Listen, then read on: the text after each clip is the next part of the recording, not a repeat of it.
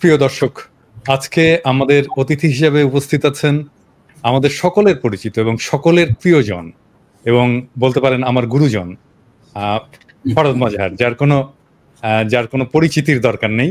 ফরদ ভাই, আপনাকে স্বাগতম। আপনি আমার চ্যানেলকে সম্মানিত করেছেন এবং আজকে আমার জন্য খুবই আনন্দের দিন।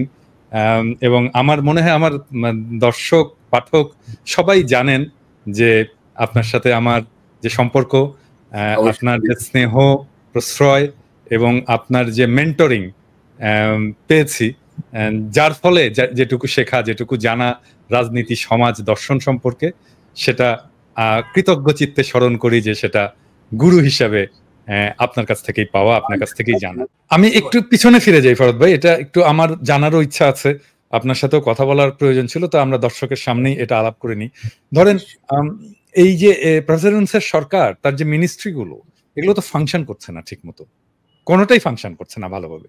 তো এই এবং উপদেষ্টাদের কার্যক্ষমতা সবকিছু নিয়েই মানুষের মনে প্রশ্ন আছে। আমি যা বাইরে থেকে দেখেছি, এটা জাস্ট হ্যাংপেক্ট, যে ভারসাম্যহীন হয়ে গেছে। এই যে এখন যে লোকে বলতেছে এটা একটা চিটাগাং পরিষদ হয়ে গেছে, আমি বলি এনজিও গ্রাম।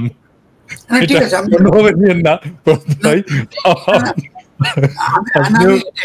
আমি এটা খারাপ আমি ইচ্ছা কথা সেটা না।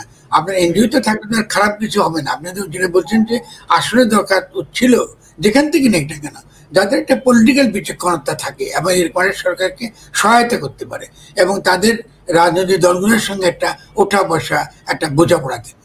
আপনি কিন্তু দেখেন খুব কম কিন্তু এখানে আছে, ব্যতিক্রম আছে দু একজন ছাড়া, প্রত্যেকে কিন্তু একটা বিশেষ একটা ক্ষেত্র থেকে এসছেন এবং তাদের যে এক্সপার্টিসটা কিছুটা সীমিত সে অর্থে। তার মধ্যে আমাদের বন্ধু শুভ্র, তার একটা পলিটিক্যাল ব্যাকগ্রাউন্ড আছে, অধিকার সে করেছে, সে মানবাধিকার আন্দোলন সেটা করেছে, এরকম দু একজন আপনার থাকতে পারে। বাকিটা একান্ত হ্যান্ডপেড। একই সঙ্গে সে প্রথম আলো 1-11 গ্রুপ বলে জায়গা, আমি মানে প্রথম আলো বলতে আপনি বলে যাবেন না, যারা 1-11 ঘটিয়েছিল, মানে বাংলাদেশের রাজনীতিকরণের যারা প্রধান হোতা, তো আপনি সবগুলো লোক দেখবেন যে এটা একটা প্রথম আলো ক্যাবিনেট হয়েছে। তো প্রথম আলো ক্যাবিনেটটা হওয়াটাই তো অলরেডি লোকের চোখে একটা অত্যন্ত বিতর্কিত ব্যাপার হয়ে গেছে। আর প্রথম আলো তো বাংলাদেশের জনগণের স্বার্থের পক্ষে কিছু করে না, তারা তো ভারত বিরোধী কোনো কথাবার্তা বলে না।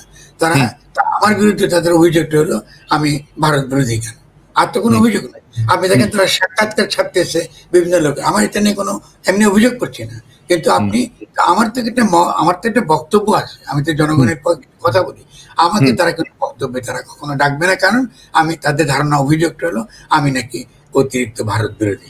আমি তো ভাই দিল্লি বিরোধী, ভারত বিরোধী না। আমার তো ভারত বহু জনগণের সঙ্গে, গণতান্ত্রিক জনগণের সঙ্গে বহু লড়াইতে আমি আছি, কারণ এই উপমহাদেশকে স্থিতিশীল করা, এই উপমহাদেশে এই বাংলাদেশের সঙ্গে একটা সম্প্রীতি গড়ে তোলা, এটা তো আমি আমার বাংলাদেশের নিরাপত্তার জন্যই জরুরি বলে মনে করি। আমি তো ভারত বিরোধী আমি কখনো ছিলাম না, আমি দিল্লি বিরোধী, আমি খুশি না। ঠিক আছে, না ভরত ভাই, আমি ওই প্রসঙ্গে আসবো। আমি ভারতের প্রসঙ্গে স্পেসিফিক আমার কয়েকটা প্রশ্ন থাকবে। আমি আরেকটা জায়গায় একটু আসতে চাই, এই উপদেষ্টা এবং প্রফেসর ইউনূসের সরকার কিভাবে ফাংশন করছে সেটা প্রসঙ্গে। মানে প্রফেসর ইউনূস একজন আন্তর্জাতিক খ্যাতি সম্পন্ন একজন ফিগার। উনি বড় অর্গানাইজেশন চালিয়েছেন, শুধু দেশে না বিদেশে। ওনার মেধার ব্যাপারে তো কোনো প্রশ্ন নাই, ম্যানেজারিয়াল ক্যাপাসিটির ব্যাপারে প্রশ্ন হয়, কিন্তু কেন জানি মনে হচ্ছে যে উনার সমস্ত কিছু সত্ত্বেও একজন রাষ্ট্র নেতা হিসাবে উনাকে তুলে ধরতে পারেননি এখনো। আপনারও কি তাই মনে হয়? এটা আমার মনে হয়েছে, এবং যদি এটা আপনারও মনে হয় তাহলে এটা কেন? না, প্রথমত আমরা এভাবে ভাবি যে তাকে নির্বাচিত ছাত্ররা তাকে চেয়েছে, সত্যি কথা, এবং চাবার পেছনে তাদের যুক্তিটা আপনি ফেলে দিতে পারবেন। যুক্তি আছে, যুক্তিটা হলো তারা এমন একটা মানুষকে চেয়েছে যার একটা আন্তর্জাতিক তার একটা ভাবমূর্তি আছে, এবং তারা এটাকে ব্যবহার করতে চেয়েছে ভাবমূর্তিটা দিয়ে, এবং কিছু কিছু ক্ষেত্রে সেটা কাজও করেছে। কিন্তু ডক্টর ইউনূস যে পলিটিক্যালি তিনি যে এত দুর্বল, এটা কিন্তু আমরা অনেকে বুঝি নাই। এই ক্ষেত্রে তার যে প্রজ্ঞা আমি আশা করেছি, সেই প্রজ্ঞাটা কিন্তু আমি সত্যিকার অর্থে খুব হতাশ হয়েছি ব্যক্তিগতভাবে। কারণ আমি যে কিছু কিছু জিনিস একদম কাণ্ডজ্ঞান থেকে আসে, এটা খুব বড় প্রজ্ঞা দরকার হয় না। এটা একটা গণ অভ্যুত্থান, বলছি আপনাকে, এটা গণ অভ্যুত্থান। এখানে গণ ব্যাপারটা গুরুত্বপূর্ণ, জনগণ এখানে গুরুত্বপূর্ণ। আপনি উপর থেকে কিচ্ছু চাপিয়ে দিতে পারবেন না। আপনি কোনো না কোনো পর্যায়ে জনগণের সঙ্গে আপনাকে কথা বলতে হবে। আপনি এসে বসে কথা বলবেন, শুনবেন, সমালোচনা শুনবেন, তার মধ্যে দিয়ে সঠিক সিদ্ধান্তটা আপনি নেবেন। কিন্তু তিনি একদমই তিনি নিজের মতন করে, তিনি করেছেন কি তারা কারা কমিটি করেছে সেটা আমরা জানি না, তিনি নিজের মতন করে বিভিন্ন রকম সিদ্ধান্ত নিয়ে দিচ্ছেন। এর ফলে কি হয়েছে খেয়াল করেন, আপনি পলিটিক্যাল পার্টিগুলোকে আপনি অ্যালিনেট করে দিয়েছেন। কারণ আপনি তাদের সঙ্গে তো কনসাল্ট করার কথা ছিল, জনগণকে আপনি অ্যালিনেট করা শুরু করে দিয়েছেন। এখন আপনি ইমেজটা রিকভার করবেন কি করে? কারণ আপনি তো শুনুন, বিড়াল যদি মারবেন তো প্রথম রাতে মারতে হয়, যেটা প্রমাদ আছে। আপনি যখন প্রথমেই যখন আপনি এইটা দেখিয়ে ফেললেন, কারণ এটা তো মুশকিল হয়ে যাচ্ছে যে জনগণ আস্থা হারিয়ে ফেলছে ইমিডিয়েটলি। কারণ আপনি যখনই প্রথম থেকে যখন টুপ্পুর কাছে শপথ দিলেন, এটার প্রথম ধাক্কা। তারপরে তারা ভেবেছে যে না ঠিক আছে, হয়তোবা এই এই আমাদের লয়ারে বুঝেছে আমাদের একটা সাংবিধানিক সংকট আছে, আমাদের একটা কনস্টিটিউশনাল কি বলে শূন্যতা তৈরি হয়েছে। যেগুলো কিন্তু আসলে কিন্তু বোগাস। কারণ বাংলাদেশের সংকটের চরিত্রটা একান্তই রাজনৈতিক, এটার সঙ্গে সংবিধানের বা আইনের কোনো সম্পর্ক নেই। এটাকে খামাখা একটা আইনি বিষয়ে পরিণত করা হয়েছে। ফলে এটা তো বোঝাটাও তো তার একটা প্রজ্ঞা দরকার ছিল যে আসলে এটা একটা পলিটিক্যাল ক্রাইসিস, এবং পলিটিক্যাল ক্রাইসিসের ফলে এটাকে রাজনৈতিক সংকটটা সমাধানের জন্য তাকে আনা হয়েছে। তো তিনি আইনের মধ্যে কি করে ঢুকলেন, এবং পরবর্তীকালে ঢুকলেন, ঠিক আছে আপনি হয়তো তিনি অতটা বুঝেন নাই, কিন্তু পরে দেখছি উনি যেভাবে হ্যান্ডপিক কিছু লোককে ঢুকাচ্ছেন, এই যে কমিশনে খেয়াল করেন, ঢুকালেন তিনি স্বাধীন মালিক প্রথমে খেয়াল করেন, আবার স্বাধীন মালিককে সরাইতে থাকা হলো। তারপরে কাকে ঢুকালেন? আলী রিয়াজকে ঢুকালেন। আচ্ছা, আলী রিয়াজকে ঢুকাচ্ছেন ভালো, এখন আলী রিয়াজের পজিশনটা কি? তিনি কি সংবিধান পুনর্লিখন করতে চান? তার কিছু আগে লেখাটা পড়েছি, কিন্তু এই যে পুনর্লিখনটি করবেন এটার ম্যান্ডেট তো নাই। আপনার তো শপথ নিয়েছেন যে সংবিধান আপনারা সংরক্ষণ করবেন, রক্ষা করবেন, তো সংবিধান বদলাবেন কি? এগুলো দেখেন, এগুলো তো কাণ্ডজ্ঞানের বিষয়। এটার জন্য তো বড় কোনো বুদ্ধি দরকার পড়ে না। আপনাকে কে কোন জায়গায় দাঁড়িয়ে আপনি এই সংবিধান সংস্কার করবেন? What is your authority? আপনি কে দিচ্ছে এই অথরিটি সংবিধান বদলাবেন? আবার আপনি নিজে বলছেন যে হাত দিয়া এই শপথ নিচ্ছেন যে আপনি সংবিধান সংরক্ষণ করবেন। সংবিধান সংরক্ষণ করা কি আপনি বদলাতে পারবেন? যদি শপথ নেবার পরে এটা তো বদলাতে পারবে একমাত্র এই যে পরবর্তী আপনার কি বলে, যদি আপনি কোনো ওই আমাদের একটা যদি জাতীয় সংসদ হয়, মানে জাতীয় সংসদে 2/3 ভোটে আপনি হয়তো বদলাইলে বলতে পারবেন। তা আলী রিয়াজের কি পারবে সে করতে? তো আলী রিয়াজ যদি আমি হতাম, তো আমি তো প্রথমে তো করজোরে বলতাম যে ভাই এটা তো হবে না, আমি তো এটা পারবো না। তারা বুঝি আলী রিয়াজের সংবিধান বোঝে না, আলী রিয়াজের আইন বুঝে। আমি ব্যক্তি আকারে বলছি না, এটা সিম্পল আর্গুমেন্ট। আপনি কি করে বদলাবেন? Who gave you the authority? ঠিক আছে, আপনি করতে পারেন না। আপনি একমাত্র যেটা করতে পারেন যে আপনি যদি একটা গণ অভ্যুত্থানের সরকার হিসেবে নিজেকে ঘোষণা দেন আমি জনগণের পক্ষে এসেছি এবং আমি যেটা করবো এটাই জনগণের পক্ষে আইন, আপনি ডেফিনেটলি করতে পারেন। তার তো নতুন গঠনতন্ত্রের প্রণয়ন করতে পারেন। আপনি নতুন করে গণপরিষদ নির্বাচন করবেন, গণপরিষদ পরে আপনি সরকার নির্বাচনের জন্য আপনি যাবেন। এটা তো জানা কথা। তাহলে এই যে একটা মারাত্মক প্রজ্ঞার একটা অভাব এবং জনগণের অভিপ্রায়ের সঙ্গে আপনি যে বিশ্বাসঘাতকতাটুকু করলেন, এটা তো ভয়ঙ্কর ব্যাপার। এখন এখান থেকে বেরিয়ে আসবেন কি করে? এখন ওনারা কি ঘোষণা দেয় এটার জন্য আমি বসে আছি। তারা যদি অধ্যাদেশ দেয়, পিনাকি অধ্যাদেশ কি বৈধ করতে চেষ্টা করে, তারা বাংলাদেশে একটা প্রবল প্রকট সংকটের দিকে তারা ঠেলে দেবে। অধ্যাদেশ মানে কি?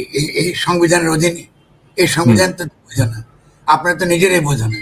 আপনি কৃষি ভিত্তিক অধ্যাদেশ দিবেন, আপনি কৃষি ভিত্তিতে বলবেন এই সংবিধানের অধীনে আপনারা বৈধ। আমি তো দেখবো যে কি করে তারা করে। সংবিধান নাই, আপনি পারবেন না করতে। আপনি তো অন্তর্বর্তীকালীন সরকারই নিয়ে সংবিধান, আপনি সংবিধান থাকলে তো আপনি কিছুতেই নিজেকে বৈধ প্রমাণ করতে পারবেন না। আপনার সংবিধানের বাইরে আসতেই হবে। এক্স্যাক্টলি। আর আপনি কি আসতে পারবেন? আমার কথা যে হ্যাঁ পারবেন। আমি আপনাকে খসড়া বানাইতে, যদি আপনাদের সে ভিড় না থাকে, আমরা মনে করি এটা তৈরি করা যায় বহু পদ্ধতি। জনগণ যদি থাকে আপনি সবকিছু করতে পারবেন। আর বলি না মিয়া বিবি রাজি তো কে করেগা কাজে। আপনি জনগণ যদি রাজি থাকে, এটা হলো সভারেন, পিপুল ইজ সভারেন। পিপুল যদি বলে যে আমরা এরকম চাই, এটাই সভারেন। এখন তারা যদি মনে করে যে একটা অ্যাসেম্বলি অধীনের থেকে তারা একটা দেবেন, কারণ পিপুল তো রায় দিয়েছে গণ অভ্যুত্থানের মাধ্যমে যে শেখ হাসিনা ফ্যাসিস্ট রাষ্ট্র তারা চায় না, তারা নতুন ভাবে তারা নিজেদের গঠন করতে চায়। এর বিপরীতে আপনি দাঁড়াবেন, তার মানে কি হবে? সমাজকে আমরা দুভাগে ভাগ করে ফেলবো। এটা সামনে কি করে? ফরহাদ ভাই, আমি জাস্ট আবার একটু পিছনে ফিরে যাই। মানে 90-এ যখন এরশাদের পতন হলো, যখন শাহাবুদ্দিনকে প্রেসিডেন্ট বানানো হলো, উপরাষ্ট্রপতি করে প্রেসিডেন্ট তত্ত্বাবধায়ক সরকার বানানো হলো, আমার যতটুকু মনে পড়ে আপনি সেই সময় ঠিক একই আলাপ তুলেছিলেন যে জনগণ, বিপ্লবী জনগণ রাজপথে এবং সেটাই গণশক্তি, এবং এর জন্যে এই সংবিধান মানার কোনো প্রয়োজন নাই এবং এই সাংবিধানিকতার মধ্যে দিয়ে যাওয়ার কোনো প্রয়োজন নাই। তখন আমরা জানি না, তখন তো আপনার বয়স আরো অনেক কম, আমরাও অনেক জুনিয়র। এখন আপনি বাংলাদেশের প্রধান বুদ্ধিজীবী, আমার এটা বলতে কোনো অসুবিধা নাই, এবং আপনাকে আপনার অনুসারী অনুরাগী সংখ্যা তো কম নাই। আপনি এখনো একই কথা বলছেন, কিন্তু তারপরেও কেউ কি আপনার কাছে এসছে যে আচ্ছা ফরহাদ ভাই একটু বলেন তো এটা কিভাবে করা যায়? আপনি তো বলছেন এটা কিভাবে করা যায়, কেউ কি এসছে? আপনি একটু বুদ্ধি দেন।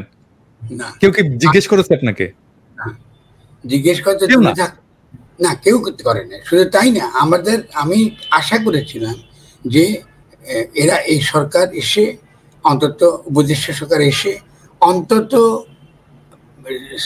যাদেরকে আমরা সুশীল সমাজ বলি, আমি তো একা না, সমাজে আরো অনেকগুলা বিভিন্ন মতের মানুষ আছে, নিশ্চয়ই আপনি তো তাদেরকে নিয়ে তো কথা বলতে পারতেন। হ্যাঁ, মানে ধরেন এই ফ্যাসি বিরোধী লড়াইয়ের যে বয়ান তৈরি করা, এটাকে বুদ্ধিবৃত্তিক নেতৃত্ব দেওয়া, সেটার মধ্যে সেই লোকগুলোকে যদি একসাথে করতে হয় তার মধ্যে তো আপনি অবশ্যই থাকবেন। মানে সেই কাজটা হয়নি তাহলে ঢাকায়? কথা তো কিচ্ছু নো ওয়ান। আচ্ছা ফরহাদ ভাই, আপনার সাথে প্রফেসর ইউনূসের কোনো ব্যক্তিগত পরিচয় নাই? হ্যাঁ আছে, সালাম দেওয়া আছে, এর বেশি কোনো ব্যক্তিগত পরিচয়। মানে কখনো কোনো আলাপ, কোনো এক্সচেঞ্জ, সমাজ রাজনীতি দেশ নিয়ে কোনো ধরনের এক্সচেঞ্জ হয়নি কখনো আপনার সাথে? আমার সাথে কখনো আসেনি কোনো এক্সচেঞ্জ হয়নি। আচ্ছা, আরেকটা প্রশ্ন আছে এটার সাথেই প্রাসঙ্গিক। ধরেন অনেকে মনে করে যে প্রফেসর ইউনূস দেশের জন্য অনেক কিছু করতে পারবে, অনেক কিছু নিয়ে আসতে পারবে, পশ্চিমের সাথে যেহেতু তার ভালো সম্পর্ক, পশ্চিমের সাথে যেহেতু তার একটা আস্থার সম্পর্ক, তারা সম্মানও করে। এটাকে আপনি কিভাবে ব্যাখ্যা করেন? আসলে কি তিনি পারবেন? দেখুন, এখন হচ্ছে ডক্টর ইউনূস সম্পর্কে তো প্রথম দিকে তো একটা ইতিবাচক ধারণা ছিল। ভূরাজনৈতিক যে সকল দ্বন্দ্ব এবং সংকটের পরিপ্রেক্ষিতে আমরা মনে করেছি তিনি একটা ভূমিকা তিনি পালন করতে পারবেন। তো সেক্ষেত্রে আমার নিজের একটা ধারণা হলো যে, বা এই গত কয়েকদিনে আমি যা আন্তর্জাতিকভাবে যতটুকু খবর পেয়েছি, যে ডক্টর ইউনূস থাকার কারণেই যে আপনার মার্কিন যুক্তরাষ্ট্র তাদের নীতি এই বাংলাদেশে বদলাবে, এটার কোনো ভিত্তি নেই। এটা রং, এই অনুমান হলো ভুল। কিন্তু তাদের ভূরাজনৈতিক জায়গা থেকে দেখবে। এবং আপনার ডক্টর ইউনূস যিনি সোশ্যাল বিজনেস এর, তিনি ব্লু হোয়াইট বয়, এটা এক জিনিস। আর ডক্টর ইউনূস যিনি বাংলাদেশের গণ অভ্যুত্থানের পরের একজন ব্যক্তি, ঠিক আছে? তো এই দুজন এক নয়, ফলে আমরা কিন্তু এটা ভুল করলে আমরা মারাত্মক ভুল করব। তৃতীয় জিনিসটা হচ্ছে যে তার কাছে যে প্রজ্ঞাটা আমরা আশা করেছিলাম, অন্য কথা প্রজ্ঞা বাদ দেন, একেবারে ছোট্ট সিম্পল একটা কি বলে একটা কাণ্ডজ্ঞান, যে আপনি যে লোকগুলো সমালোচনা করেন, এই লোকগুলো সমালোচনা করছে বা কিছু কথা বলছে, লোকে শুনতেছে, আচ্ছা বুঝে দেখি এরা কি বলে। তো উনি তো এটা বুঝলেন না। উনি হয়তো মনে করেছেন বোধহয় যেহেতু আসিফ নজরুল ছাত্রদের খুব কাছে থাকে, ঢাকা বিশ্ববিদ্যালয়ের তিনি একজন অধ্যাপক, আমরা তো অধ্যাপক না রে ভাই, আপনি আমরা তো বাড়িতে এই কথা বলি, আমার তো বিশ্ববিদ্যালয়ের ছাত্রের মধ্যে ওখানে সেবে নাই, আমাদের তো একই জনমত তো আছে আমাদের পক্ষে। তো উনি মনে করছেন বোধহয় যেহেতু আসিফ নজরুল ছিলেন এবং তিনি একটা বিরাট ভূমিকা পালন করেছিলেন, এটা তার কাছে মনে হয়েছে, এবং সেটা তিনি হয়তো ভেবেছেন যে আসিফ নজরুল তাকে একমাত্র পরামর্শদাতা। তো তিনি তার পরামর্শে চলছেন এবং তারই তো ফল আমরা এখন দেখছি। আমি কোনো ব্যক্তির বিরুদ্ধে কিন্তু কথা বলতে চাই না, কিন্তু আমি ডেফিনেটলি আসিফ নজরুলকে বলবো এক্ষেত্রে যে আপনি কেন এইটা তাকে বিভ্রান্ত করলেন? আপনার তো উচিত ছিল যে আমাদের এই যারা সমালোচনা করছে, আসিফ তো আমাকে চেনে, আমার মত চেনে, বক্তব্য চেনে, বা আমাকে তো বুঝাতে পারতো যে ফরহাদ আপনি যেটা বলছেন এটা এটা এটা না, ভিন্ন পথ আছে। কই, আমাকে তো তারা আমাকে কোনো পাবলিক ডিবেট তো করেনি। আমি যে পাবলিকলিও বলতে পারতেন যে ফরহাদ আমাদের ঠিক বলছে না, আমাদের পথ আছে আলাদা। আপনি তো এইভাবে তো, আপনি যদি জনগণকে, আমাকেই যদি আপনি ইগনোর করতে পারেন, আমি কত ক্ষুদ্র ব্যক্তি হতে পারি, আপনি যদি জনগণকে ইগনোর করবেন, 17 কোটি মানুষকে তো আপনি ইনফ্যাক্ট আপনি অস্বীকার করলেন যে তাদের তো কিছু বলার থাকতে পারে। এটা তো আমি না, ওই সময় শরৎ ভাই, আমি আপনার খেয়াল আছে কিনা জানি না, ওই সময় আমি একটা এপিসোড করে বলেছিলাম যে আমাদের কথা শোনার দরকার নাই, আমাদের বয়স কম, আমাদের মুরব্বীরা আছে। আমি আপনার ছবি দেখিয়ে বলেছিলাম শরৎ ভাইয়ের সাথে কথা বলেন, দেখেন উনি কি বলে।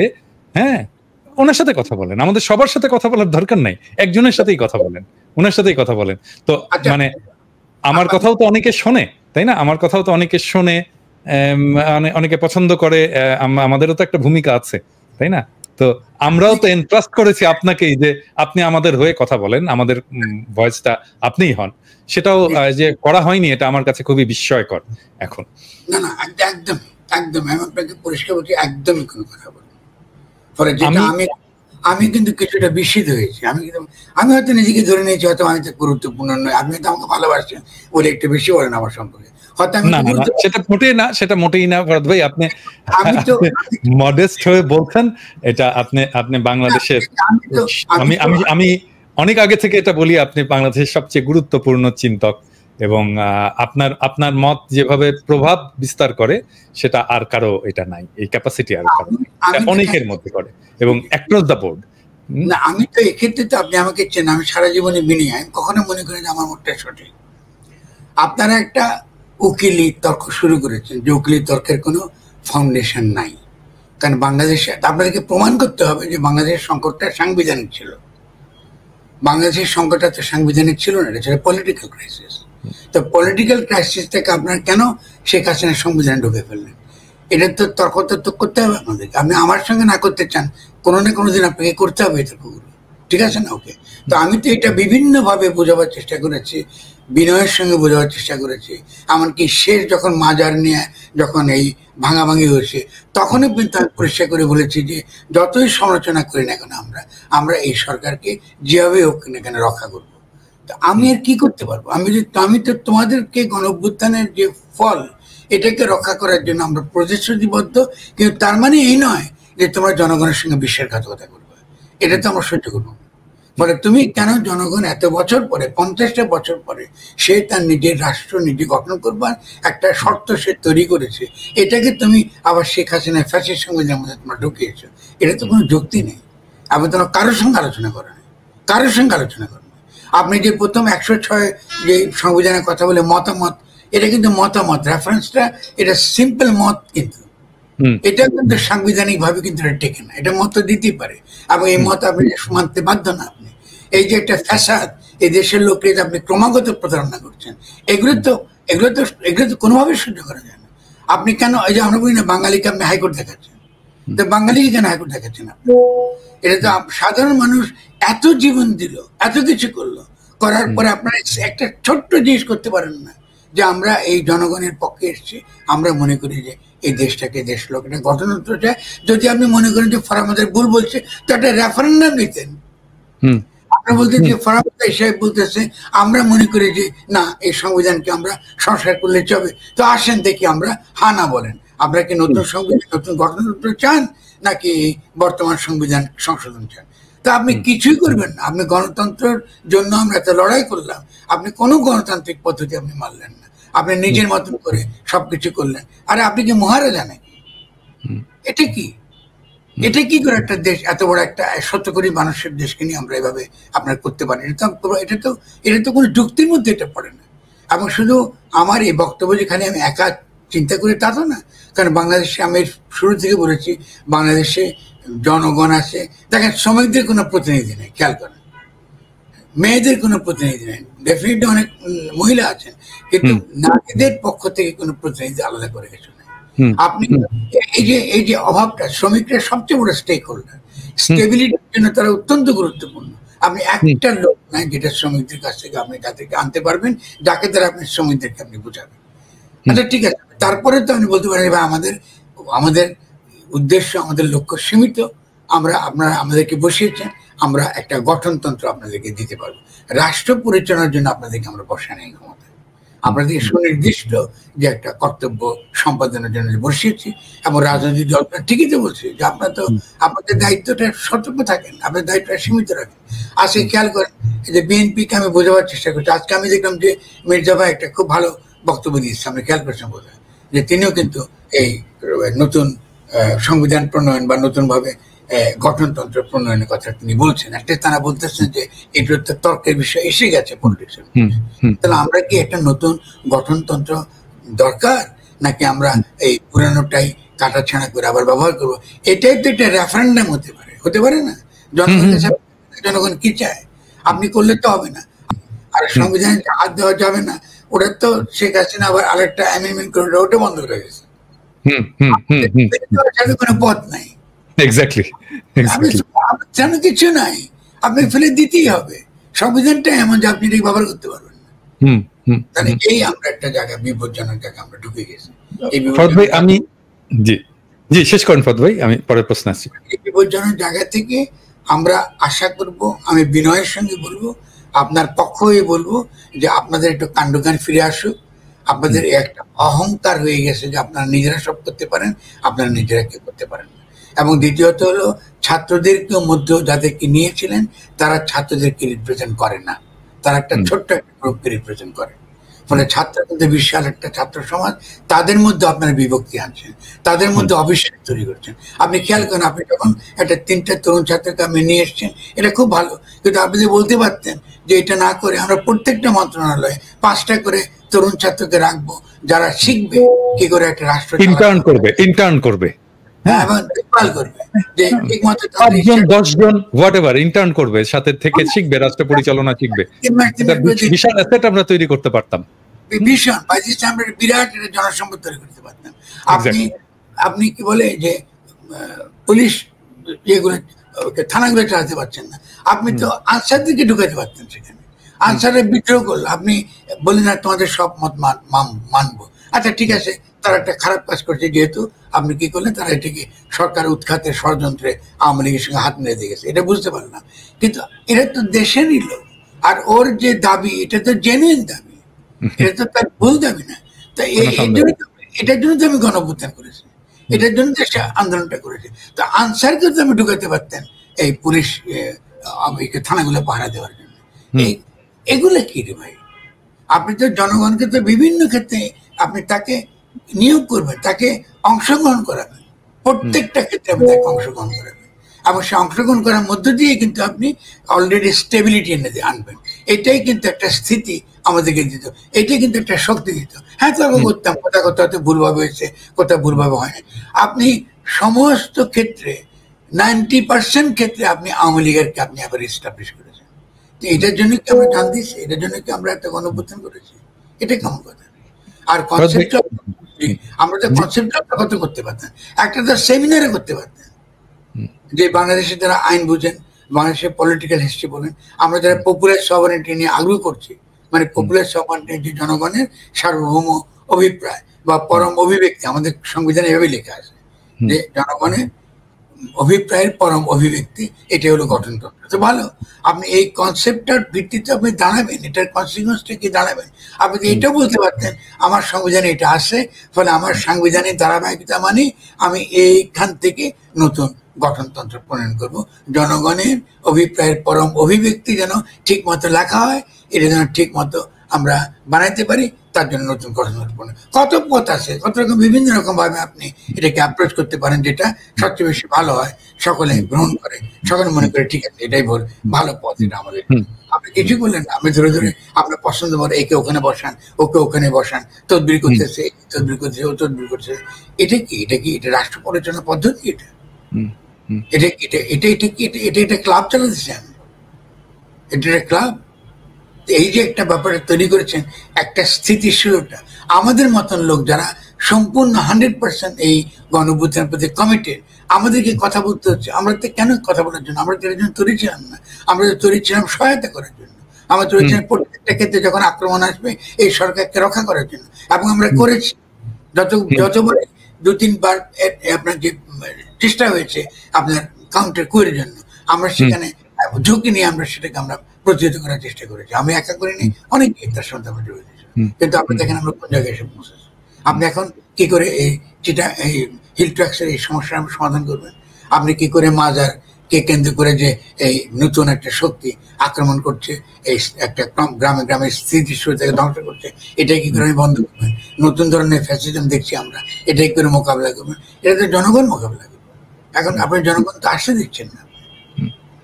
আমরা একটু আন্তর্জাতিক রাজনীতির একটা প্রশ্ন একটু আপনাকে করার ইচ্ছা ছিল আমার, যে ধরেন হাসিনার বিরুদ্ধে যে বিদ্রোহ বিপ্লব অভ্যুত্থান হলো, এটা তো শুধু হাসিনার বিরুদ্ধে না, কারণ এর পেছনে আর একটা জিনিস ছিল যে ভারতের হিন্দুত্ববাদী মোদী সরকারের প্রত্যক্ষ সমর্থনে, রাজনৈতিক এবং কূটনৈতিক সমর্থনে হাসিনা টিকে ছিল, এবং এর পেছনে ভারতের এই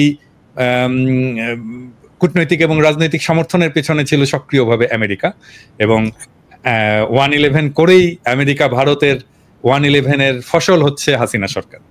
তো এই যে ব্যালেন্স, আমেরিকা, ভারত এবং হাসিনা, এই পুরো ব্যালেন্সের বিরুদ্ধে তো আমাদের বিদ্রোহ বিপ্লবটা হলো। তাহলে এখন এই পরিবর্তিত পরিস্থিতিতে এই ব্যালেন্সটা এখন কি অবস্থায় আছে? এখন কি ভারত বিতাড়িত হয়েছে? আমেরিকা কি পিছু হটেছে? আমরা কি আমাদের জনগণের সার্বভৌম আকাঙ্ক্ষাকে ভারতের ইচ্ছা এবং আগ্রাসনের বিপরীতে স্থাপন করতে পেরেছি? যদি আমরা বুঝি, যদি আমরা বুঝি, তাহলে আমাদেরকে মনে রাখতে হবে যে ভারতের সঙ্গে মার্কিন যুক্তরাষ্ট্রের সম্পর্ক সবসময় অবিচ্ছেদ্য। এইটা বোকামি যদি আমরা করি, এবং এটাকে বিএনপি বোকামিটা করেছে, যে তারা মনে করেছে মার্কিন যুক্তরাষ্ট্রের স্যাংশন দিয়া তাদেরকে ক্ষমতা বসায় দিবে। অন্তত আশা করি যে বিএনপির ইলিউশন থেকে বিএনপি মুক্ত হয়েছে। 3 নম্বর যুক্তিটা হচ্ছে, খেয়াল করেন, আমরা যখনই ভারত বলবো আমাদের মনে রাখতে হবে আমরা আসলে ইসরায়েলকে নিয়ে কথা বলছি। কারণ দক্ষিণের দেশগুলো, আফ্রিকা কি ল্যাটিন আমেরিকা কি এশিয়াতে, আপনার ইসরায়েলের একমাত্র বন্ধু কিন্তু ভারত। ফলে ভারতের সঙ্গে তার মিলিটারি যেমন সম্পর্ক আছে, ভারতের সঙ্গে তার এডুকেশনাল সম্পর্ক আছে। কি করে ইসলামকে নির্মূল করতে হয়, ওয়েস্ট ব্যাংকে সে যেসব কাজ করেছে, সে যেভাবে তার টেক্সট বুক বদলিয়েছে, সে যেভাবে তার স্থাপনাগুলোকে ভেঙেছে, সে যেভাবে তার রাস্তার নামগুলোকে বদলিয়ে দিয়ে সম্পূর্ণ এই একটা জনগোষ্ঠীকে ইতিহাস বিস্তৃত করে, কেমন তার যে লড়াই, ন্যায়সঙ্গত লড়াই, এটাকে সে আপনার মুছে দিতে চেয়েছে। এই শিক্ষা তো সে ইসরায়েল থেকে পাচ্ছে। ভারতের হিন্দুত্ববাদীদের সমস্ত কিছু যে আপনার পরিকল্পনা, যা কিছু ঘটছে ভারতে, এর কিন্তু 90% আপনি বলতে পারেন 90% কিংবা এমন 100% একদম ইসরায়েলি পরামর্শ করছে। ফলে ভারতের যে দ্বন্দ্বটা আপনি আজকে ধরুন সেকুলার বনাম হিন্দুত্ববাদ, যদি আপনি এভাবে যদি চিন্তা করেন, এমনকি সেকুলারবাদীরাও খেয়াল করেন যে এত কিছুর পরেও রাহুল গান্ধীর পজিশন দেখেন না আপনার শেখ হাসিনার সম্পর্কে। শেখ হাসিনা এখান থেকে ভারতে গেছেন, তার কিন্তু রেড পাসপোর্ট নাই, তার কিন্তু কোনো আপনার যে পাসপোর্টে কোনো স্ট্যাটাস আপনার প্রশ্ন, মানে এখন তার থাকাটা বৈধ না। আচ্ছা, ঠিক আছে। এখন তারা প্রথমে বলেছেন তিনি স্বল্পকালীন আছেন। এখন জয়শঙ্কর কিন্তু তার কথা আগের মতো নাই, তিনি কিন্তু এখন আর স্বল্পকালীন নেই, তিনি ওখানে কিন্তু আছেন। এবং তাকে শুধু আছেন না, তার যে ফোনের যে কি বলে কথাবার্তাগুলো, এইটা তারা আবার ছেড়ে দিতেছে নিজেরাই। ভারত থেকে কথা বলতেছেন আমেরিকাতে, তো সেই ফোনের আপনার এই কি বলে টেপ, এটা তো ভারত গোয়েন্দারা ছেড়েছে, আর কারা ছেড়েছে? তাহলে আপনি দেখতে পাচ্ছেন যে তারা কিন্তু এটাকে তৈরি করে বাংলাদেশের বিরুদ্ধে একটা ক্রমাগত একটার পর একটা ষড়যন্ত্র তৈরি করে রেখেছে। এখন আমরা যে এটা ক্ষেত্রে আমরা বলছি যে বাংলাদেশের জনগণকে ঐক্যবদ্ধ রাখা, এবং ঐক্যবদ্ধ রাখতে হলে সকল স্তরে এই এমন একটা সরকার আমাদের দরকার যে সমাজের সকল স্তরে জনগণের সঙ্গে সে কথা বলবে, এবং জনগণকে সে ঐক্যবদ্ধ রাখবে, এবং ট্রান্সপারেন্ট থাকবে। সে একদম আয়নার মতো স্বচ্ছ, সে কেন সিদ্ধান্ত নিচ্ছে, কেন এই সিদ্ধান্তটা নিচ্ছে, এবং তার বিভিন্ন রকম যে সংকটগুলো আসছে, সেই সংকটগুলো মোকাবেলা করার ক্ষেত্রে সে জনগণের কাছ থেকে সুনির্দিষ্ট কি সহায়তা সে চায়, এটা তো সে জনগণের কাছেই বলবে। ঠিক আছে না? এখন মোদী কি তার সমস্যার সমাধান করতে পারবে? আপনি এখন ইলিশ মাছ দিয়া ভাবতেছেন যে মোদী তার সঙ্গে কথা বলবে গিয়া জাতির সঙ্গে, মানে মোদীর সঙ্গে তার কোনো কথা এখনো ঠিক হয়নি, আপনি এখনো ফিক্সই করেন না। মোদী যখন তার সঙ্গে এখনো পর্যন্ত কথা বলবেন কিনা, এটাই তিনি একটা কূটনৈতিকভাবে তিনি কোনো সিদ্ধান্ত আজ পর্যন্ত এখন পর্যন্ত আমরা পাই নাই। আছে। তো তারপরে আমি জানি না কিসের ভিত্তিতে তিনি এত পরিকল্পনা করতেছেন, এবং ইলিশ মাছ বা বাণিজ্য মন্ত্রণালয় থেকে আবার ভারতে পাঠাবার সিদ্ধান্তটা তারই মন্ত্রণালয়ের আরেকটি মন্ত্রণালয়ের সিদ্ধান্তকে ছোট করে, তাকে আপনার ক্ষুদ্র করে আপনি এই সিদ্ধান্তটা কেন নিলেন?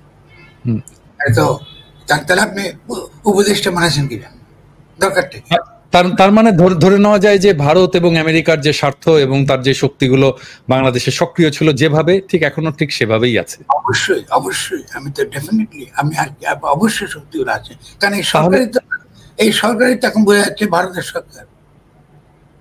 আপনি এই সরকারি এই কথাটা বলেছি যে মানে হাসিনার মতো বিকট না, একটা সফট, একটু মোলায়েম আওয়ামী সরকার হচ্ছে প্রফেসর ইউনূসের সরকার। আমরা তো আশা করেছিলাম যে এটা ডক্টর ইউনূস জনগণের সেন্টিমেন্টটা পরিষ্কার বুঝবেন, এবং বোঝার পরে আপনি দেখেন ইলিশ মাছ আছে খুবই ক্ষুদ্র একটা ব্যাপার, এমন কোনো বিরাট কিছু না, ঠিক আছে? আপনি ইলিশ মাছের দ্বারা দুর্গা পূজাতে, আপনি তো নিজে জানেন দুর্গা পূজাতে ইলিশ মাছ লাগে, যে কোনো মাছ চলে না লাগে, কি বলেন? লাগে না, একদমই। আমরা আগে কি দেখতাম, আমাদের রুই মাছ দেখতাম আগে হলে কলকাতায় বাবুরা রুই মাছ নিয়ে যেত, ইলিশ মাছ তোমার জনপ্রিয় ছিল না। এখন পদ্মার ইলিশ খেতে মিষ্টি, খেতে ভালো, ফলে পদ্মার ইলিশ আমরা দিতে পারি, ঠিক আছে, গুড জেস্টার আমরা করতেই পারি, কিন্তু এটা তো একটা পরিস্থিতি। এবং যখন আপনার একটা মন্ত্রণালয় অলরেডি একটা সিদ্ধান্ত নিয়েছে, নীতিগত সিদ্ধান্ত নিয়েছে, তখন আরেকটা মন্ত্রণালয় এটা করতে পারে না, এটা কোনোভাবে কোনো ডেকোরাম, কোন রীতির মধ্যে পড়ে না। তাহলে আপনি এত ভারত প্রেমী কি ইলিশ খাওয়ার জন্য আপনার পাগল হয়ে গেছেন? তারপরেও তো 5,500 টন হাসিনা 4 বছরে দিয়েছে, 5,500 টন, আর প্রফেসর ইউনূস 1 বছরেই দিচ্ছে 3,000 টন। এখন বুঝে না, এই হচ্ছে অবস্থা। তা আপনি একটা অতি তুচ্ছ একটা ইলিশ আপনি কিছু করতে পারেন না, আপনি অন্য কি ভারত বিরোধিতা করবেন? আর এখন ভারত বিরোধিতা করেন গিয়ে দেখি আপনি চিটাং হিল ট্র্যাক্সে কেমনে মোকাবেলা করেন, কারণ চিটাং হিল ট্র্যাক্সের ঘটনাতে এত অস্ত্র করতে আসতেছে, এটা কোথায় ছিল এই অস্ত্রগুলো? আপনাদের তো এখানে এনএসআই আছে, ডিজিএফ আছে, তারা বলুক করতে গিয়ে অস্ত্রগুলো আসলো। আপনি আমরা যা দেখছি ছবিতে, আপনি আগে একটা যাদেরকে তারা বলে সেটলার বাঙালি, ঠিক আছে, শব্দটা খুব খারাপ, এনিওয়ে ঠিক আছে মানলাম, ওখানকার যে বাঙালিদের, না এটা ডেলিস্টারও বলেছে সেটলার বাঙালি, হ্যাঁ সেটলার বলেছে, ডেলিস্টারের মতো পত্রিকা সেটলার বলেছে। আমি বললাম যে মাহফুজা নামের বাড়ি তো ত্রিশালে, তো উনি কি ইয়েতে ঢাকায় সেটলার নাকি? দেখেছেন, আমি ভাষা ব্যবহারের ক্ষেত্রে আমাদের গণমাধ্যমগুলো ভাষা ব্যবহারের ক্ষেত্রে এগুলো আপনার ব্যবহার করে। আপনি যদি মনে করেন যে সেখানে, আমি শুরুতেই যেটা বলেছি, সংবিধানে আপনি যে ক্ষুদ্র জাতি গোষ্ঠীর তাদের যে মালিকানার যে ধরন, এটা সংবিধানে আপনি স্বীকার করেন নাই, ফলে সংবিধানে স্বীকার করেন করে যেটা তাদের জমি, যেটা রিয়েলি তারা যার মালিক, মানে গোষ্ঠী সম্পত্তি, এটা তাদেরকে দেন, বাকিটা তো বাংলাদেশের টেরিটরি। আপনি এখন ওখানে সে বাংলাদেশের জনগণ তার জায়গায় যাবে, এটা তো আপনি সেটলার বলতে পারেন না। আপনি যদি বলতে পারেন যে আরো সুন্দর সম্পর্ক তৈরি করার জন্য বাঙালি এবং ক্ষুদ্র জাতির সদস্যের সম্পর্ক আরো ঘনিষ্ঠ করেন, আরো ভালো করেন, এটা তো আপনি করতেই পারেন, একটা নীতি নিতে পারেন যেখানে আপনার ক্ষুদ্র জাতি গোষ্ঠী তারা যেন আপনি কোনোভাবে নিজেদেরকে কি বলে নিরাপত্তাহীন না বোধ করে, এটার পক্ষে আপনি এমন কিছু করবেন না যেটা আপনি সে নিরাপত্তাহীন বোধ করে। ওই জমিগুলো বাংলাদেশে হলো, এটা ছিল বন, এবং বনবাসী ছিলেন যারা বনের রক্ষণ, বনের সুরক্ষা নিশ্চিত করার জন্য আপনার এই বাঙালিদের চেয়েও স্বভাবতই যারা বনবাসী, ঠিক আছে না, এরা আমাদের চেয়ে ভালো জানে স্বভাবতই। কৃষি যেমন সম্পর্কে কৃষি ভালো জানে, ফলে বন সম্পর্কে অবশ্যই যারা বনের কাছে থাকেন, বনকে রক্ষা করেন, ঐতিহ্যগতভাবে এটা রক্ষা করেন, ফলে সরকারি বনও তারা রক্ষা করেন, আপনি নিজের বনও তারা রক্ষা করেন। ফলে আপনি বলতে পারেন যে আমরা সেই বনগুলো ওখানে রয়েছে, সেই বনগুলোর সুরক্ষার ক্ষেত্রে আমরা চাই যে আদিবাসীরা আমাদেরকে সহায়তা করুক, এটা সরকারি জায়গা। ওখানে আপনি কি লাগাইছেন? ওখানে আপনি পেয়ারা গাছ লাগাইছেন, দুনিয়ায় যত রকম বাইরের গাছ লাগাইছেন যেগুলো এক্সোটিক স্পেসিস, আপনি বিভিন্ন রকম লোকের কাছে প্রাইভেট জমিগুলো আপনি দিয়ে দিয়েছেন। ফলে বাংলাদেশ সরকার তো ভুল নীতি ছিল পলিসির ক্ষেত্রে, ওই ভুল নীতিটা ঠিক করতে হবে। আপনি এটাতে ঠিক করার ক্ষেত্রে ক্ষুদ্র জাতির সন্ধ্যার সঙ্গে বসে ঠিক করতে হবে। আমি আর একটা প্রশ্ন একটু করে রাখি, মানে হয়তো আলোচনার আগে এটা করলে ভালো হতো। সেটা হচ্ছে পার্বত্য চট্টগ্রামের সমস্যাগুলো, একটা আপনি বললেন যে জমির মালিকানা সংক্রান্ত সমস্যা, এটা একটা মৌলিক সমস্যা। এটা ছাড়া আর কি কি সমস্যা আছে যেগুলো আসলে ট্যাকেল করা দরকার? আর কি কি মানে তাদের এই এই এই এই বিক্ষোভ এবং এই ক্রোধ, এটার পেছনে মালিকানা, এটা ছাড়া আর কি কি আছে? মালিকানা প্রশ্ন, জমির যৌথ মালিকানা, আর কি? যৌথ মালিকানার প্রশ্ন ডেফিনেটলি। এবং তারা যে এখন যে অধিকারটা ভোগ করে, যে পার্বত্য চট্টগ্রাম পরিষদ, এটা তো আপনার অন্যান্য স্থানীয় সরকারের চেয়েও তার ক্ষমতা বেশি, তার তো এক ধরনের অধিকার ও ক্ষমতা সে ভোগ করছে, ঠিক আছে তো। কিন্তু আপনি এর বাইরে যে যে সকল আপনার বাঙালি বনাম যে ক্ষুদ্র জাতীয় সত্তার মধ্যে যে বিরোধ, সামাজিক বিরোধ, যেগুলো বিভিন্ন রকম বিরোধ, এর বাইরে তো আপনার কোনো বড় কোনো সমস্যা নাই। তাদের আরেকটা জেনুইন, আমি বলবো এটা জেনুইন অভিযোগ যে সেখান থেকে যে সকল সামরিক স্থাপনা, মানে সামরিক যে আমরা যে আসি ক্যান্টনমেন্ট এবং অঘোষিত জরুরি অবস্থা, অগস্ট, এটা বন্ধ করতে হবে। আমি বলি ডেফিনেটলি এটা যখনই তাদের সঙ্গে আপনি গভীরভাবে আলোচনা করবেন, ইন্টারাকশন করবেন, রাষ্ট্রীয় সিদ্ধান্তে তাদেরকে অংশগ্রহণ করাবেন, এটা তো চলে যেতে পারে। আমি বলছি না যে কালকে চলে যাবে, এটা মনে করি না। কারণ এটার সঙ্গে অবশ্যই ভারত, প্রতিবেশী ভারত সবসময় নানানভাবে আমাদেরকে ডিস্টার্ব করবে, মায়ানমার নানাভাবে ডিস্টার্ব করবে। এটা করার জন্য যে রাজনৈতিক প্রজ্ঞা, যে কূটনীতি, যে বিভিন্ন রকম ইন্টেলিজেন্সের গোয়েন্দা পদ্ধতির মাধ্যমে সঠিকভাবে চিহ্নিত করা, এটা তো একটা রাষ্ট্রের কাজ, তার তো একটা দৈনন্দিন কাজের অংশ এটা। কিন্তু এর বাইরে সামাজিক রাজনৈতিক দিক থেকে আপনি আর একটা মাত্র যে সমস্যা, সেটা হচ্ছে সাংস্কৃতিক এবং ভাষা। তো ভাষার সমস্যা তো সমাধান হয়ে যায় যখন আপনি তাকে অধিকার দেন যে নিজের ভাষায় সে নিজের শিক্ষা সে চালাতে পারবে। এটা তো আমাদের রাষ্ট্রীয় নীতি। কারণ আপনি বাংলা ভাষার জন্য লড়াই করেছেন, ফলে মাতৃভাষার জন্য তার অধিকার আছে। এগুলোতে বাঙালির লড়াইয়েরই নীতিগত জায়গা এটা।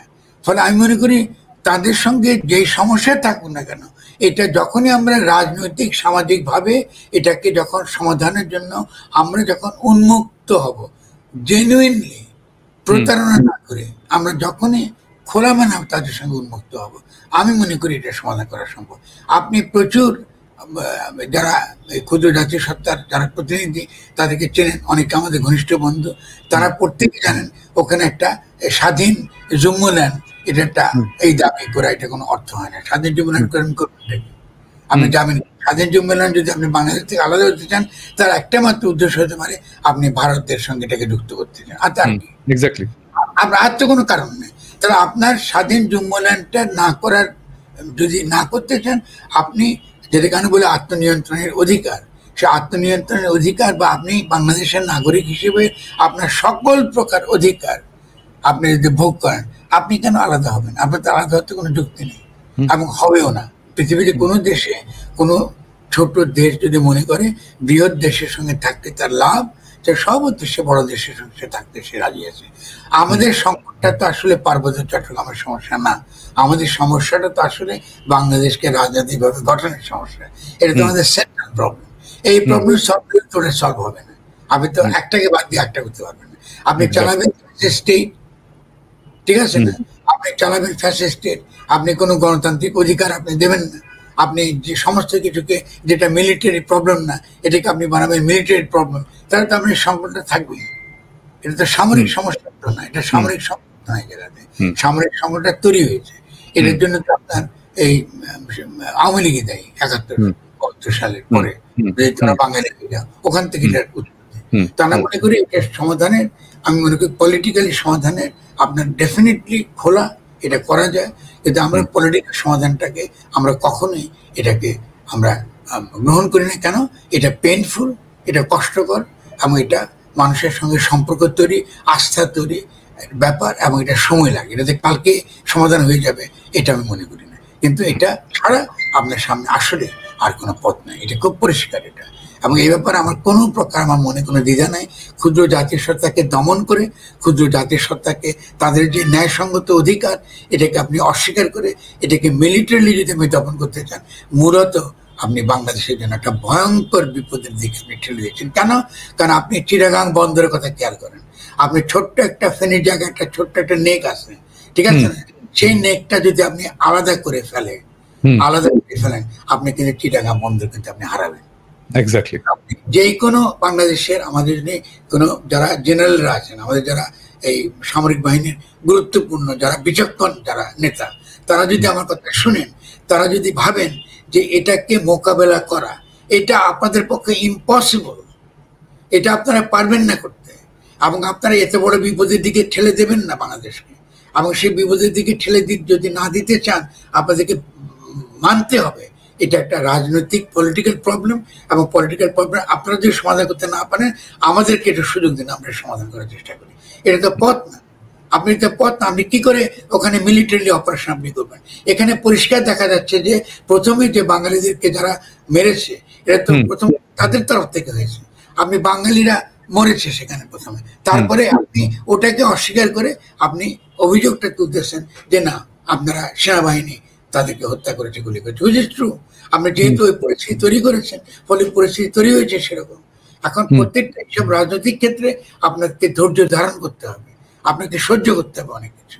সহ্য যদি না করেন, দেখেন পাকিস্তানের সহ্য না করার ফলে কিন্তু দু টুকরা হয়ে গেছে, এবং ভারতের সহ্য না করার ফলে মণিপুর স্বাধীনতা ঘোষণা করেছে।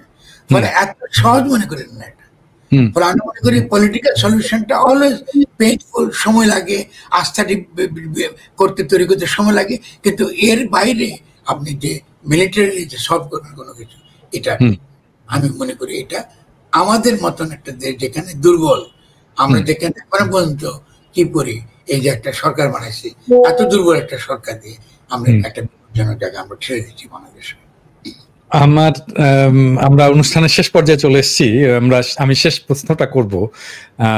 আমি জানি না যে এতক্ষণের আলাপে আমাদের দর্শকেরা আমাদের রাজনৈতিক ভবিষ্যৎ নিয়ে হতাশ হয়ে গেলেন কিনা। আপনার কাছে জানতে চাইবো যে ঠিক এই অবস্থা থেকে প্রফেসর ইউনূসের সরকার থাকা অবস্থাতেও কি কি করলে এখনো উদ্ধার পাওয়া সম্ভব? আমি একটা কথা বাংলাদেশের জনগণকে খুব পরিষ্কার ভাষায় বলতে চাই, আমরা গণঅভ্যুত্থানের মধ্য দিয়ে একটা অভূতপূর্ব ঘটনা ঘটিয়েছে, যে জনগণ ঘটিয়েছে, এবং এই ঘটনাটা ঘটাবার ক্ষেত্রে আমাদের সাধারণ সৈনিকদের অবদান অসামান্য। এবং এই যে মৈত্রী ছাত্র ছাত্রী জনতা সৈনিক, এই মৈত্রীটা আমাদেরকে যে কোনো মূল্যে আমাদেরকে ধরে রাখতে হবে। এই মৈত্রী যদি আমরা ধরে রাখতে পারি, পৃথিবীর কোনো শক্তি নাই যে আমাদেরকে সামনে এগিয়ে যাবার ক্ষেত্রে কোনো প্রতিবন্ধকতা বা ভুল পথ আমাদের নিতে পারবে। ডক্টর ইউনূস তার হয়তো বা ব্যর্থ হতে পারেন তিনি, কিন্তু বাংলাদেশের জনগণ কিন্তু ব্যর্থ হবে না, কারণ আমরা একটা নতুন ইতিহাস সৃষ্টি করার জন্য বাংলাদেশের গণঅভ্যুত্থানটা ঘটেছে। আমাদের তরুণদের মধ্যে অনেক সক্ষম নেতৃত্ব রয়েছে, অনেক বিচক্ষণ তরুণরা রয়েছে যারা এই বুঝতে পারছে যে একটা সাংবিধানিক প্রতিবিপ্লব ঘটেছে, তারা বুঝতে পারছে যে একটা সংকটের মধ্যে আমরা এগিয়েছি, তারা কিন্তু এই সংকটকে উত্তরণের জন্য তারা কিন্তু তৈরি হয়ে যাচ্ছে। আমি মনে করি যে আমাদের মোটো ভয় হবার, মোটো আপনার কোনো দিক থেকে হতাশ হওয়ার কোনো কারণ আছে। আমরা যথেষ্ট এগিয়েছি, আমাদের যে প্রত্যাশা আমরা করেছিলাম ডক্টর ইউনূসের কাছ থেকে, আমাদের সেই প্রত্যাশাটা আমরা হতাশ হয়েছি বটে, কিন্তু আমরা মনে করি যে যদি এই সরকার এক্ষেত্রে ব্যর্থ হয়, তার মানে এমন নয় যে আমরা ব্যর্থ হব, আমরা একটা কোনো না কোনো পথ খুঁজে নেব, এবং আমরা ডেফিনেটলি এই গণঅভ্যুত্থানকে একটা বিজয়ী গণঅভ্যুত্থানের দিকে আমরা নিয়ে যাবো, আমরা যেতে পারবো। কারণ আমি তো বাংলাদেশে আছি নাকি, আপনি ওখান থেকে আছেন, আপনি টের পাচ্ছেন, আমি তো প্রতিদিনই কথা বলছি, বিভিন্ন জায়গায় যাচ্ছি, আমি তো ভাইবটা টের পাচ্ছি, জনগণের যে উত্তাপটা, জনগণের যে আগ্রহ, তার যে অঙ্গীকার, তার যে ভবিষ্যতের দিকে তার যে একটা বাসনা। খেয়াল করেন, আমরা কি কোনোদিনও গঠনতন্ত্র যেটা তর্কের বিষয় হতে পারে এত বিপুল ভাবে, এটাকে আমরা আগে আন্দাজ করতে পেরেছি? আমার তো এটা আন্দাজ করতে পারি।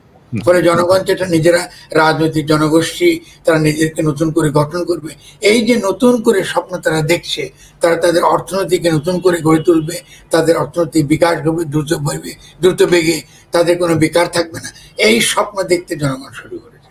এই স্বপ্নটা আমরা অবশ্যই, আমি মনে করি এটা বাস্তবায়িত হবে। পৃথিবীর কোনো শক্তি নেই এটাকে আপনার ঠেকে দিতে পারে, এটা ব্যাপারে আমি নিশ্চিত হয়ে গেছে। জনগণের শক্তির উপর আমার 100% আস্থা আছে, এবং আমরা তো যতক্ষণ মধ্যে মরি নেই, এখনো মধ্যে বেঁচে তো আছি, যতক্ষণ মধ্যে আছি আমরা একটা দিকে নিয়ে যাবো যেভাবে হোক।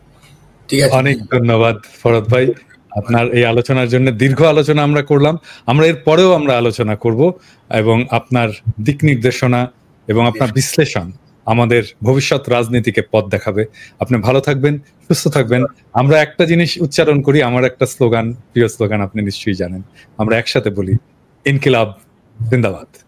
ইনকিলাব জিন্দাবাদ। খুব খুশি হলাম নাকি যাতে আমার স্লোগান আপনি দেন, আমিও দিই। অবশ্যই আমাদের একই স্লোগান পুরনো, আজকে তো না, সে 1857 এর পর থেকে এই স্লোগান শুরু হয়েছিল। একজন উর্দু কবি এবং তারপরে ভগৎ সিং থেকে আরম্ভ করে বাংলার এই পুরো হিন্দুস্তানের স্লোগান ইনকিলাব জিন্দাবাদ। মানে আসলে বাংলাদেশের এই লড়াইটা মূলত পুরো উপমহাদেশকে নেতৃত্ব দেবে। এটা যে খালি যে বাংলাদেশে হবে তা কিন্তু না, হবে হবে, এটা আমি মনে গভীরে আমি বিশ্বাস করি এটা, এবং আমরা কাজ করে যাব অবশ্যই।